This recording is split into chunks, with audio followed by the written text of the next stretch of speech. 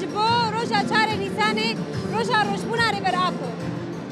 destpêkê ez mîlada rêberapû ji bo gelê Kurdistanê tevayî pîroz dikim.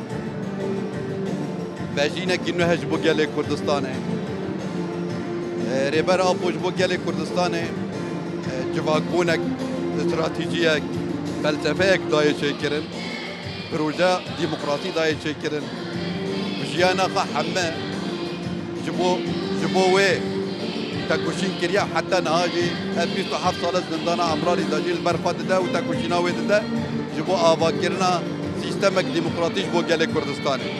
Wekî mîlada wî ji bo gelê Kurd yekîtiye, azadiye, hebûna gelê Kurdistanê isbat dike ne wek şexsekî em lê meyde bikin. Wekî îradeyekî, wekî netewekî, wekî civakekî em lê meyde bikin. Çikî rêberapû temsîla îrada gelê Kurdistanê.